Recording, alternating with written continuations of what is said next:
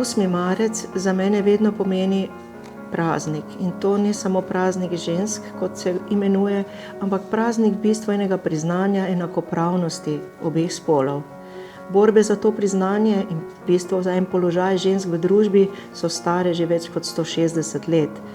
Borbe se še nadaljujejo, ampak mislim, da je predvsem sedaj na nas, ženskah, da to nadaljujemo, seveda vsaka po svoje in vsaka na primeren način. Pravzaprav sem v življenju imela vedno srečo, oziroma mislim vsaj, da me je sreča bolj ali manj spremljala. Najprej to, da sem odraščala v družini, kjer se ni vrednotilo ne po spolu, ne po lepoti, ampak predvsem po znanju, požrtvovalnosti in odgovornosti. In ta način vzgoje mi je pravzaprav dal eno pomembno popotnico za naprej. Nadalje sem imela ponovno srečo, da sem že v osnovni šoli, že takoj na začetku vedela, kaj želim postati. In to je bil poklic zdravnika. Od nekdaj se mi je zdelo, da je ta poklic nekaj popolnoma posebnega, da se ne da primerjati z drugimi poklici. Pravzaprav ne vem zakaj, ampak to, da si bolen in ti nekdo pomaga, ozdraviš, se mi je zdelo praktično kot neka čarovnija. Potem, ko sem končala medicino, sem imela ponovno srečo, da sem dobila specializacijo z področja oftalmologije, ki mi je bila že kot študentki zelo, zelo blizu. Potem se je spet nasmehnila sreča in po 10 letih zdravstvenega doma sem dobila zaposlitev v Splošni bolnišnici Maribor. Takrat sem videla, odprla se mi je nova pot, da obstajajo še druge možnosti. Počutila sem potrebo po nadgrajevanju znanja, ne samo strokovnega, ampak tudi znanja in delovanja na področju pedagoškega dela in znanstveno-raziskovalnega dela. Vpisala sem se na postdiplomski študij, končala magisterij, doktorat, se habilitirala na Medicinski fakulteti Univerze v Ljubljani, najprej kot asistent, kasneje kot docent in profesor.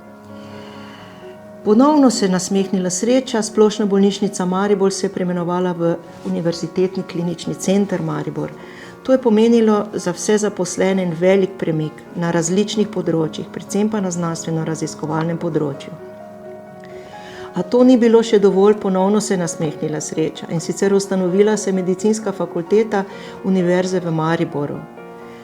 Za vse, ki smo bili zaposleni v UKC Maribor, je pomenilo to spet neke nove možnosti, neki nov razvoj.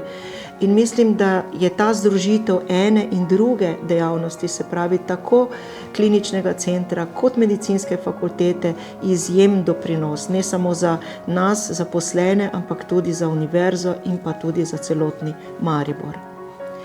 Nadalje bi rekla, da sem imela srečo, da sem znala združiti obe te službi, se pravi zaposlitev v UKC, kjer sem že 20 let predstojnik oddelka za očesne bolezni, in pa zaposlitev in delo na univerzi, na medicinski fakulteti, kjer bom prav tako sedaj že skoraj 20 let prodekan za raziskovalno dejavnost. Se pravi, obe te službi se dopolnjujeta, prepletata in v bistvu te ne utrujata, ampak te dopolnjujeta. Ampak kaj je pravzaprav bistvo vsega tega? V bistvu je, da si vsak zna izbrati poklic, za katerega ve, oziroma delo, za katerega ve, da ga bo veselilo in to dosti let. Kajti samo prava izbira poklica te lahko pripelje do uspeha v življenju na različnih poteh. Zato sem prepričana, da bi mnoge ženske morale izbrati poklic oziroma delo, ki jih veseli, kjer vidijo svoj potencial, ki ga lahko razvijajo. In to pomeni, da bojo v bistvu v življenju in v službi zadovoljne. In še danes sem prepričana, da zadovoljen človek, zadovoljna ženska v službi lahko bistveno več prispeva k zadovoljstvu v svoji družini, k vzgoji otrok in kasneje seveda tudi vnukov. Zato bi še enkrat na koncu rada samo poudarila. Izbira poklica, življenjske poti je na strani vsakega posameznika. In to je mogoče, kar se tiče žensk, še toliko bolj pomembno. Življenje je samo naše, mi ga oblikujemo, mi ga ustvarjamo in mi se tudi odločamo, kaj želimo postati.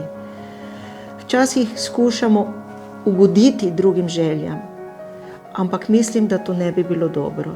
Tudi moji doma niso želeli, da bi bila zdravnica. Ampak ko so videli, da je v bistvu želja zelo močna, mi tudi več niso nasprotovali.